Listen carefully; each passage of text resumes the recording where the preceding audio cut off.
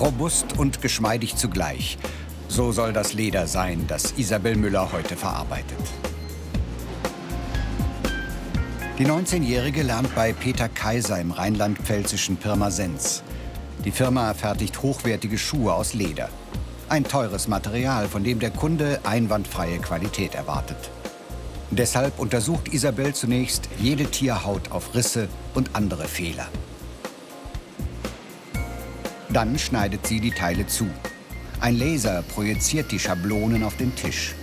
Isabel muss sie so platzieren, dass möglichst wenig Abfall entsteht.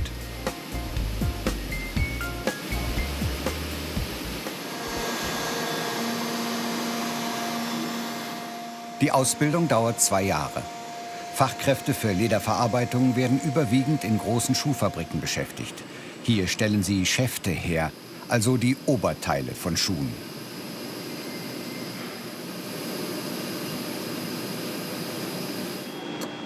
Isabel muss verschiedene Maschinen bedienen können.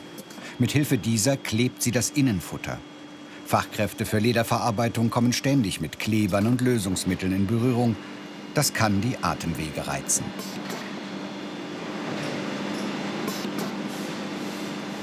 Bis aus der Tierhaut ein fertiger Schaft entsteht, sind etwa 40 Arbeitsschritte nötig. Einer davon das Kaschieren. So nennt es der Fachmann, wenn Leder auf der Rückseite verstärkt wird.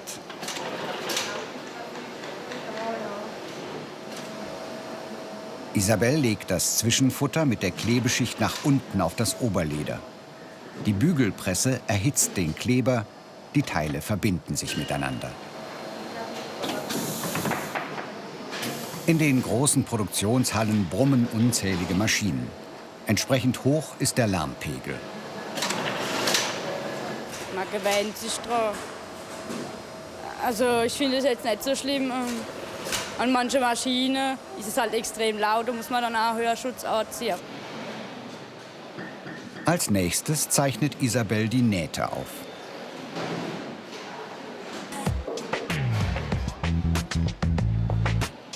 Fachkräfte für Lederverarbeitung müssen präzise arbeiten. Fehler können nur schwer, manchmal auch gar nicht korrigiert werden. Die größte Herausforderung, das Nähen oder Steppen, wie es im Fachjargon heißt. Bevor die Azubis ihre Nähte auf das teure Leder setzen dürfen, müssen sie auf anderen Materialien üben. Am Anfang haben wir mit Papierstäben, also auf dem Papierstäben und so, dass man so ein bisschen Übung dafür kriegen. Und so Stück für Stück hat man sich dann rangetastet. Also bei mir zum Beispiel hat es länger gedauert wie bei manchen anderen. Ja. So braucht halt schon Übung, braucht alles eine Übung. Gleichmäßig und parallel zur Kante, so müssen die Nähte verlaufen. Für Isabel mittlerweile kein Problem mehr. Stück für Stück fügt sie nun die einzelnen Lederteile aneinander. Jetzt dauert es nicht mehr lange, bis der Schaft fertig ist.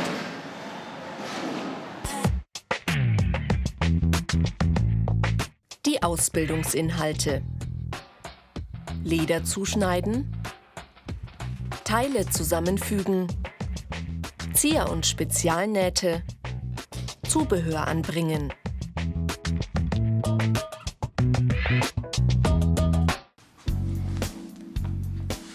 Die Lederwerkstatt in Landsberg am Lech. Hier hat Anina Puskepeleit vor gut einem Jahr mit ihrer Ausbildung begonnen. Der Betrieb fertigt Lederwaren nach Kundenwünschen. An diese Tasche soll ein Griff. Mit dem Riemenschneider legt Anina fest, wie breit der Griff werden soll.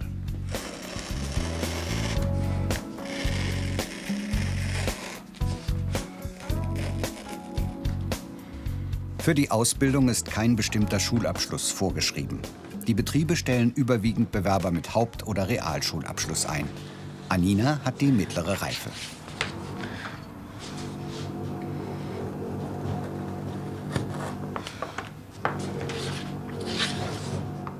Mit dem Halbmondmesser rundet sie die Enden ab.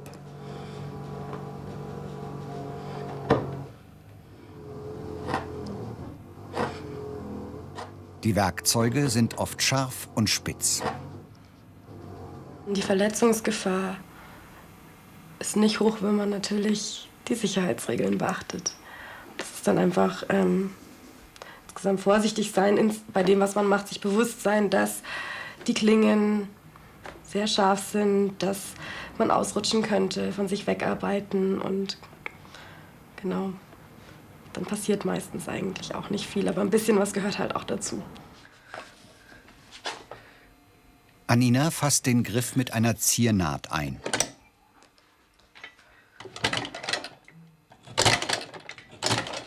Dadurch passt er optisch noch besser zur Tasche. Schließlich soll man später nicht sehen, dass der Griff nachträglich angebracht wurde. Jetzt muss Anina zuschlagen. Kräftig und gleichzeitig gezielt.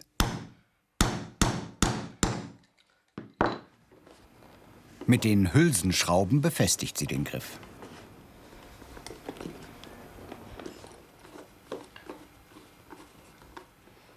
Fertig. Nun kann der Kunde die Tasche richtig anpacken.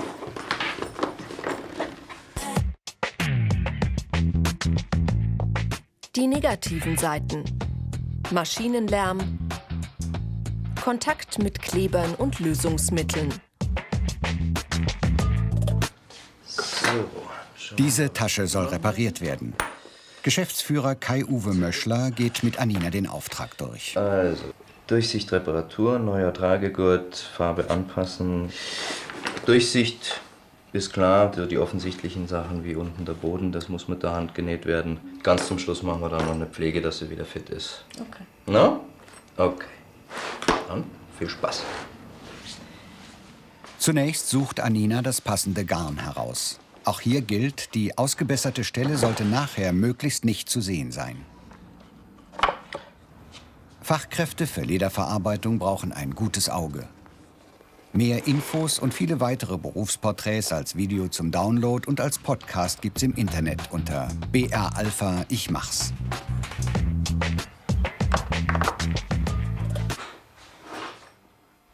Anina sticht jedes Loch mit der Ahle vor, denn nur mit einer Nadel käme sie nicht durch das dicke Leder.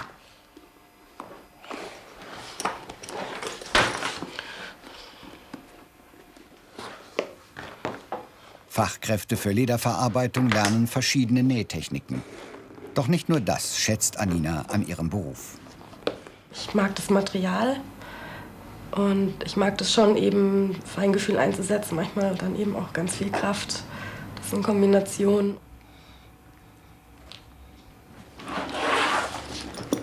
An den offenen Stellen hat Anina das Leder wieder vernäht. Laien können die Ausbesserungen kaum erkennen.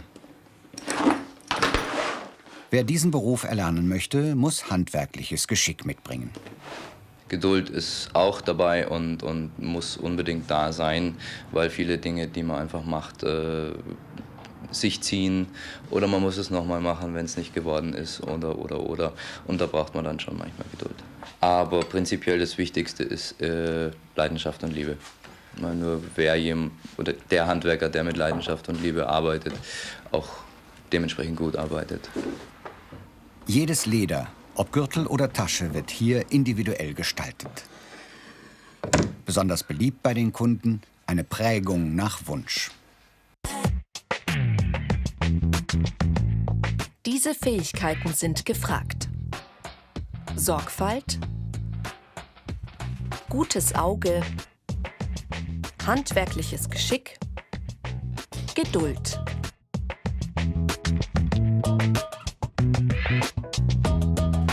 Schaut mal. Ja, genau, es ist ein Ziegenleder. In der Berufsschule wechseln sich Theorie und Praxis ab. Heute ist Werkstatttag. Richtig. Und das ist ganz komisch. Das ist ein Leder. Lehrer Stefan Seidenschnur erklärt den Schülern, welche Lederarten es gibt und wie sie sich voneinander unterscheiden. Ganz kleines. Fangen wir mal bei den schönen roten hier vorne an. Wir haben auch wirklich strukturell ganz unterschiedliche Lederarten. Und der Kunde hat aber Mehr Infos gibt's im Internet unter BR Alpha Ich Mach's. erkennen, dass es hier wirklich um den Rind handelt. In Pirmasens werden die angehenden Fachkräfte aus mehreren Bundesländern unterrichtet, darunter auch aus Bayern. Der Blockunterricht dauert jeweils 2 bis 3 Wochen. Ebenfalls Teil des Stundenplans Maschinen bedienen. Und dazwischen immer wieder Theorie. Wie kommen diese Teile zusammen beim Nähen später und wie nennt man denn das?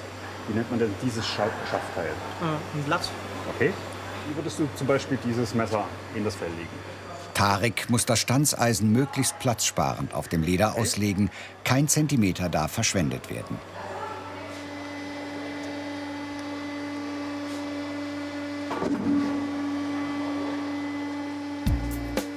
Stück für Stück löst er die Teile, die er benötigt, aus der Tierhaut.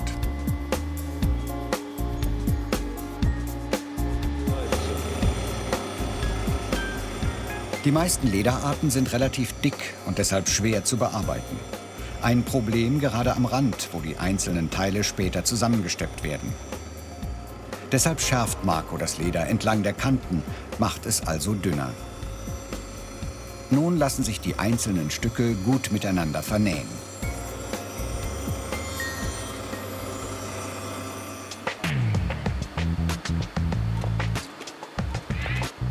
Steppen erfordert viel Übung und handwerkliches Geschick.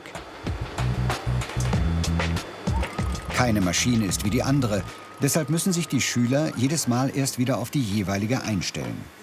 Nicht nur für männliche Azubis eine Herausforderung. Fachkräfte für Lederverarbeitung können an ihre zweijährige Ausbildung ein zusätzliches Jahr anhängen und die Abschlussprüfung zum Schuhfertiger machen. Daneben gibt es viele weitere Möglichkeiten, im Beruf voranzukommen.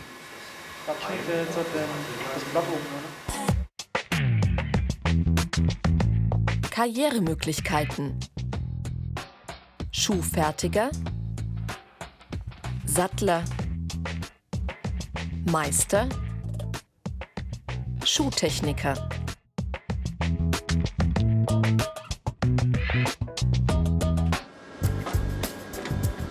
Die Firma Heix im niederbayerischen Mainburg fertigt Schuhe für Feuerwehrleute, Polizisten und andere Einsatzkräfte. Hier hat Georg Steiger seine Ausbildung zum Schuhfertiger absolviert und später eine Weiterbildung zum Schuhtechniker gemacht.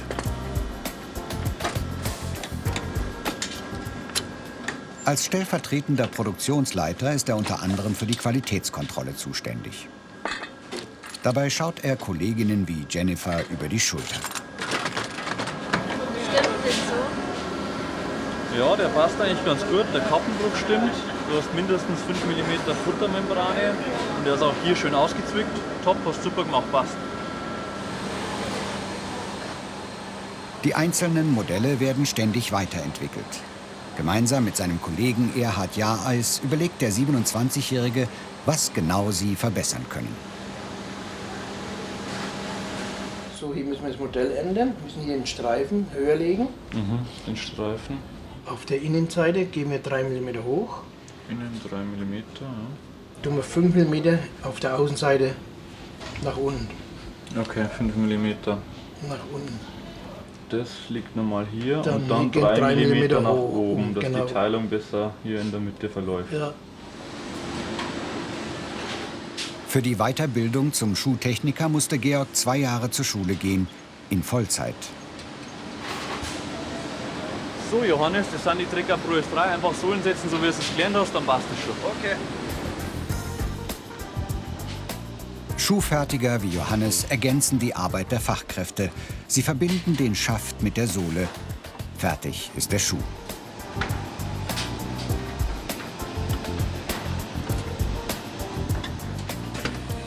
Fachkraft für Lederverarbeitung. Der richtige Beruf für alle, die gerne mit den Händen arbeiten, ein gutes Auge und viel Geduld haben.